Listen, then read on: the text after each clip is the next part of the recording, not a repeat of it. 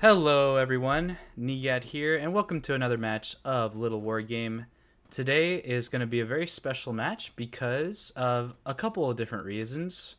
Firstly, I am featuring Haffey, playing with the red pieces in the top left corner of Ravaged, one of our favorite maps. And in the bottom left corner, or bottom right corner rather, we got Bscherm playing with the blue pieces.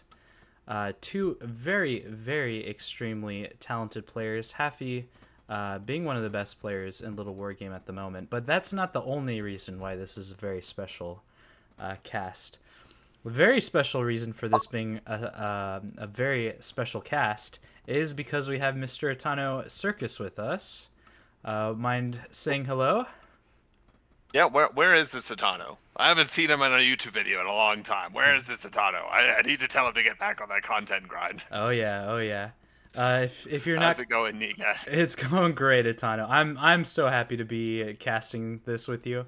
Most people on my channel should be familiar with you already, given that a while ago I did a reaction to one of your Twitch streams where you were talking about the airship. Do you remember that?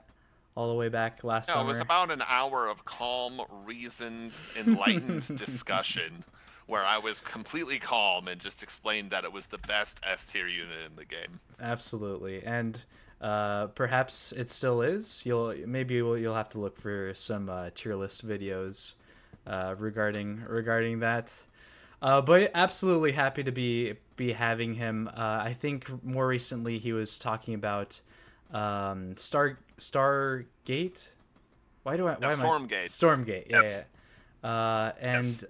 I remember watching a lot of that content pretty religiously, especially as it's my favorite kind of content, that analytical, deep analysis content that Atana likes to do here. It's the stuff in your twilight years when you're in the retirement home you can like think back on. Yeah. So if So yeah, go on. So some context here, Nigat, I'm sure you were going to get into, which is that Haffey saw the game between yourself and Bscherm, where Bscherm was playing Beast, and said, interesting game. So Bscherm, would you like to see me play Rax? So this is a bit scripted. You know, this is like watching Alpha Zero versus Leela, if you're a chess fan. They kind of know what they're opting into here. yes. What are you hoping to see, Nigat? I'm hoping to see basically Haffey demonstrate Rax's ability to hold, especially with a few amount of raiders. I remember discussing kind of Haffey's play with him over some Discord calls, and he likes to be as optimal as he possibly can with as few units as he can possibly use. So I definitely think we're going to see Haffey go up to potentially 3 or 4 raiders, and at the same time controlling a lot of these wolves, making sure that they stay on relatively low health, being able to control the map, and then looking to take a very fast third base. If you're not, Yes. yeah, if you're not quite familiar with how Haffey plays for the most part, he usually likes to get his leads through the economy. And we're seeing that right now because right as this castle is finishing, notice that Haffey's been stockpiling some money. He saw the tower there with his first 2 raiders, stopped making units out of that barracks. I predict he's going to make pretty soon here. Yes, there is the worker There's moving the up to the worker. 3rd castle. Very Yeah. intelligent because he said Bscherm's got 2 wolves and a tower, so I can't attack him. No point in making more raiders. I'll get my 3rd faster. I actually think we're going to see him take his 4th before 8 minutes. Not 8:15, actually. I'll revise that slightly. 8:15 is when he'll have that 4th base. What do you think? Come on. What are you looking for I here? agree with you, Mr. Itano. Yeah, I absolutely agree with you. Just again from my experiences with Haffey and playing with him, he's someone who really likes to take his 4th base. He's kind of this like mad scientist who's appeared in our like community and kind of has been like putting energy, like revolutionizing our game in the sense of like a year ago, no one was taking very fast 4th bases, and Haffey is someone who is able to do that very frequently before the 8-minute mark, and usually on like 2 base production.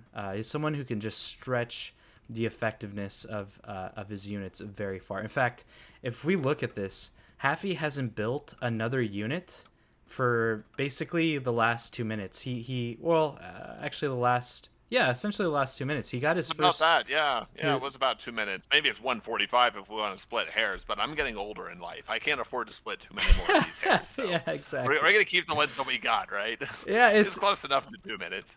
It's incredible. Like he's very skilled, and just watching his games, it's incredible how much he can get out of just controlling his units very well, getting all this damage into these wolves. Bscherm doing a diligent job to make sure that he's scouting around. Like, he has sent at least a wolf around the whole map, so it's not like he doesn't know that Haffey has a third base and that he doesn't kind of know about the game state. He's doing a very good job, but Haffey just... True, and Happy's going to know a bit more about the game state too, because that bird with the third that we talked about before this is coming out. He's going to get right into Bscherm's main. He's going to see, hey, what's your wolf count? Where are your bases? He sees that there's a third, 2 raiders moved away, and he's going to see, yes, it's going to be more upgrades and a snake charmer coming down. So he's going to know there's a big, heavy attack upgrade snake plan. In fact, if we could click on that animal testing lab, it would be very surprising if that's not in fact, yes, it is in fact attack. For those of you who don't know, the reason you do this is that the snake attacks at roughly the same and does roughly the same damage over time as an archer, but it has almost double the attack speed. So getting that +1 attack upgrade, extremely important, will make mincemeat of these raiders. They just can't fight once there's snakes on board. And so this bird is incredible information. And look at that. Look at it. He's almost done it. 630 with his 4th base. Yeah. 630? Exactly what we were talking about earlier. I was hedging for but maybe by 8:15 he'll have by 8:15 he's gonna have 90 supply. It's gonna be disgusting. Yeah, these wolves are coming in for a pretty big surround here. So this is kind of what I was talking about. Oh my goodness, Bscherm is forced to walk away from this fight. Like, Bscherm only just got his 3rd base going. Haffey having his 3rd base up so fast and having his 4th base finish. While Bscherm has had all these wolves and is not able to get either a cancel or a little bit more damage on Haffey it's such a big deal. How does he keep getting away with this, Mr. Itano?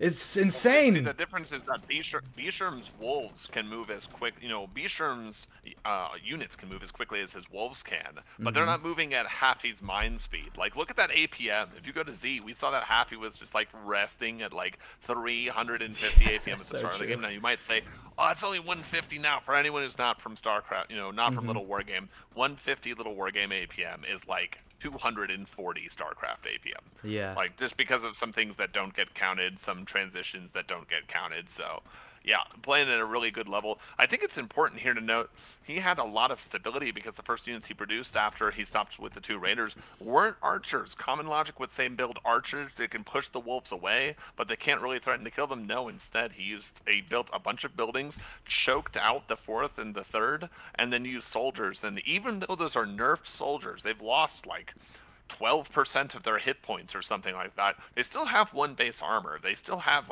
really good defense. And now the plus attack upgrade is almost online. We're gonna see an attack over here on the 4th base. Bscherm really needs to get some damage done. Yes, yeah, he really does. Haffey has been diligent on producing a good amount of workers here, so he has about close to now it's only about three more workers than his opponent, but since he lost some at this 4th base location.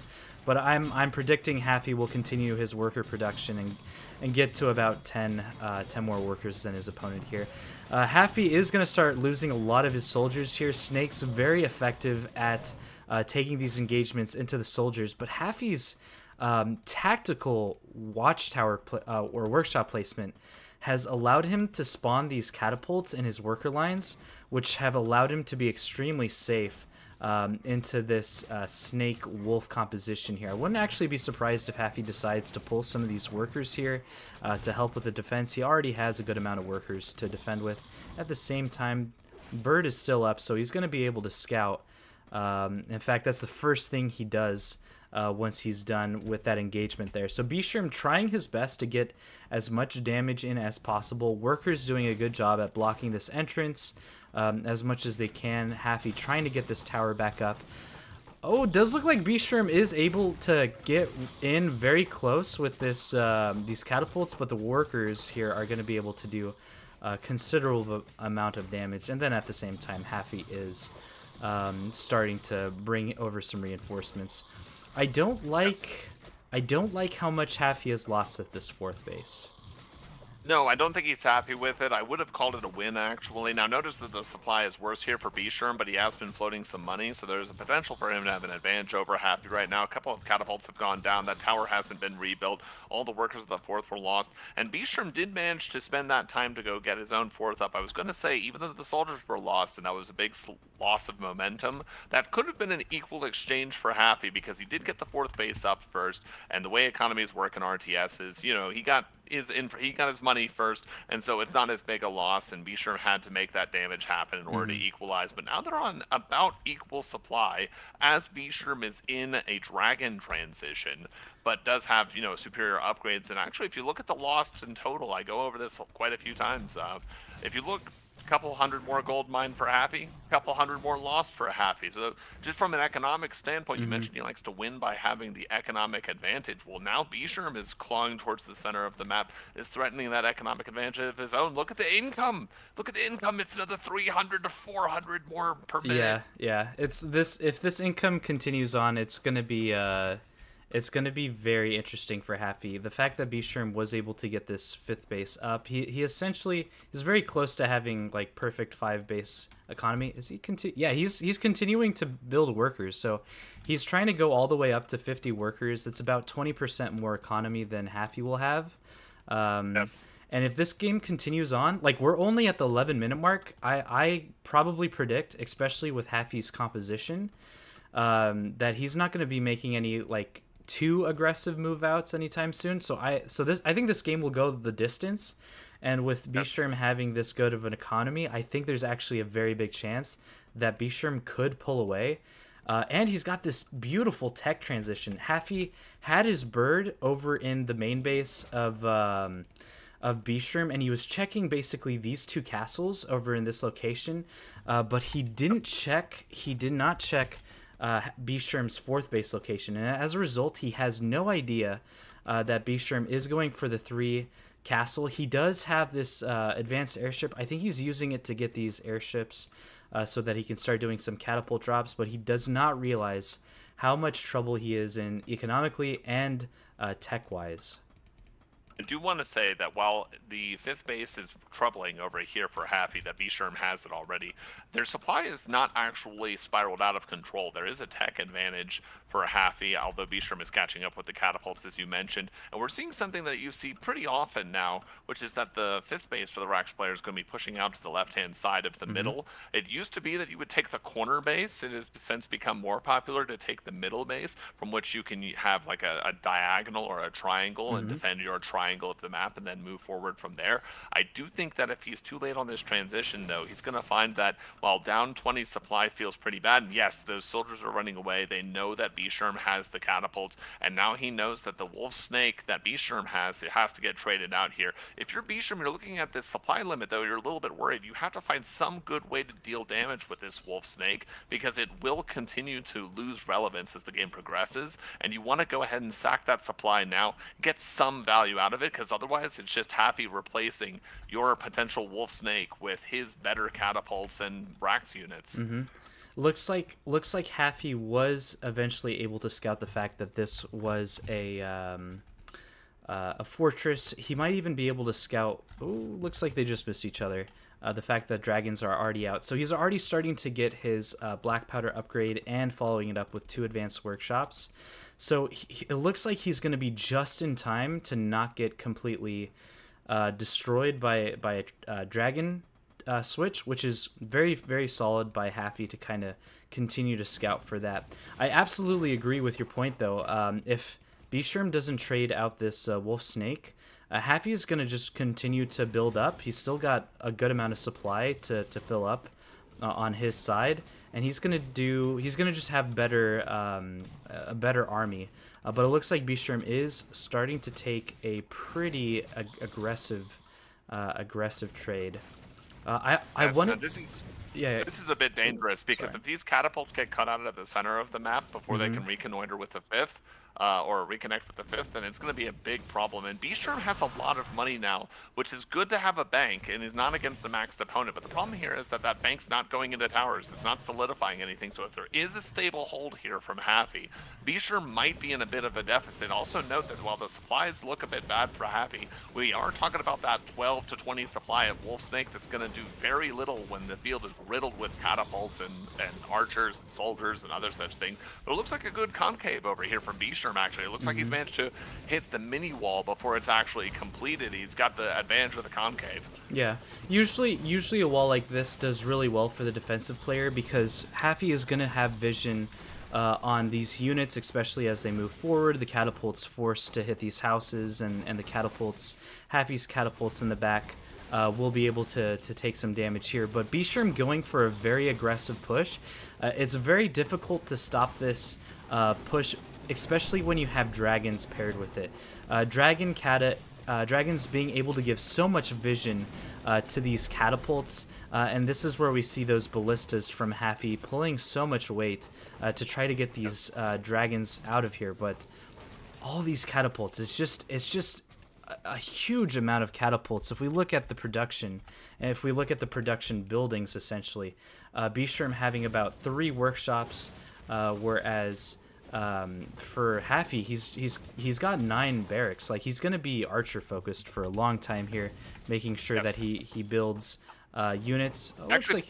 Yeah, I actually think Bscherm was giving up a bit of an advantage right there. As long as he was in that point and he was on the high ground, he could actually stop the connection over there from the natural to the 3rd and from the natural to the 4th base. But since he decided to split the units up and then move the dragons over onto the left side, maybe partially with the catapults up on the high ground, maybe move some units over to the right side, he's actually given Haffey an opportunity to get up and supply. And dragon catapult is very scary, but there's now an overbuilding and overcorrection of these ballista. Ballistas soak up shots really, really well from the catapults because they're not going to allow the AoE of the enemy catapults to actually hit multiple units. We see that the center point here by Bscherm has been abandoned. I wanted to say it, and it looks like it. As long as if this ends up being a rout, because look at the position of the catapults. They're in a straight line. They're somewhat balled together. True, there are no mages, but this is very approachable. I mean, the dragons aren't tanking very much. They've been hit by some hit point nerfs. And look at this now. Look at the retreat path that these catapults have to go down. Again, now a supply advantage for Haffey, and both of them are setting up on a bank.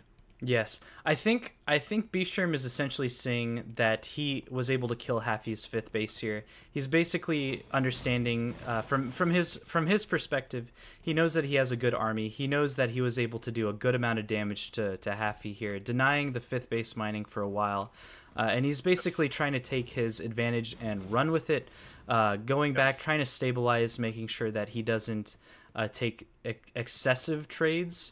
And then it looks like he's going to try and go back onto the map once these dragons have healed up just a little bit more. Yeah, but I think that actually him giving up the point outside of Haffey's natural is not going to cause him to eat a bit of pain, because now Haffey's in control of the center of the map. Look at the position. Look at the soldiers going onto these clumped up in a line catapults. There's going to be a lot of friendly fire. There's not much tanking. The Wolf Snake we were talking about before melts as quickly as was promised, and actually even the base that was taken in the bottom left-hand side isn't very defensible. And there are so many ballista here. There's a ballista ship that's even taking out the dragons, and it looks like Bscherm trying to double expand and fortify at the same time. His whole entire army. Yeah, Bscherm is losing so much of his army here. Yeah. Oh my God, Bscherm! If you could have had Bscherm's position 2 minutes ago, you would say Bscherm is in a hilariously advantaged position. But now, if you look at it, supplies have tripped. They've gone down, and now you've got this dragon catapult without a critical mass of either one of them.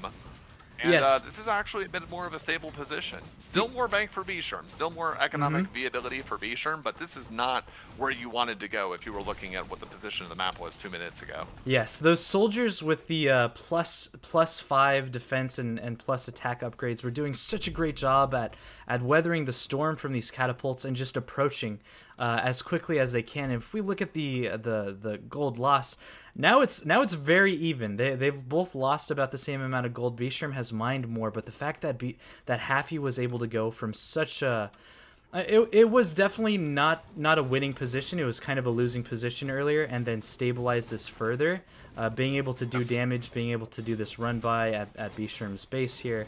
and killing so many of those dragons. That was probably the most important thing, that these ballistas...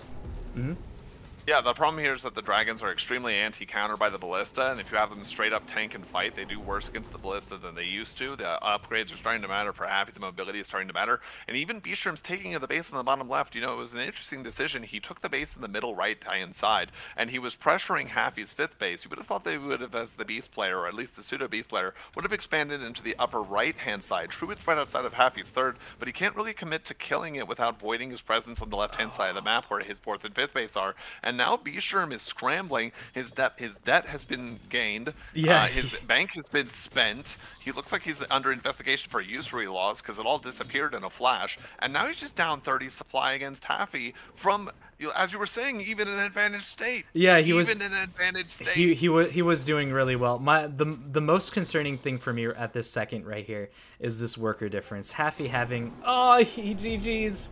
So realizing that he wasn't able to win this game, but yeah, the fact that he was at about 30 workers when I pointed it out, and losing these castles while these castles were starting to mine out was definitely going to mean that Bscherm was on the back half there. What a game! What a game! Oh, absolutely, and what a cast! Thank you, Good to be here with you again, Nigat. It's been a long time coming. Yes, such a pleasure to cast with you as well, Mr. Itano. Always good to see you, and hopefully in the future, I know that you're working on some things behind the scenes. Looking forward to seeing big things from you in the future, and on this channel as well, especially as any news you have for me, I'll make sure to send out those people's way. I appreciate it. But, you know, just like the circus has to come into town before it can reveal the big show, now's not the time. But if you like the time and you want to listen to more of Nigat's content, you should be hitting all of the like, follow, subscribe, share this on social media. And if you want to see more, let him know in Discord. He's a cool guy. All right, that's it for me. Absolutely. And also for myself. Thank you guys all for watching. I'll make sure to leave Itano's channel down below. If you ever want to see more of his content, just click on that, and that should take you guys to his channel there. All right, everybody. Thank you for watching, and I'll see you guys in the next one.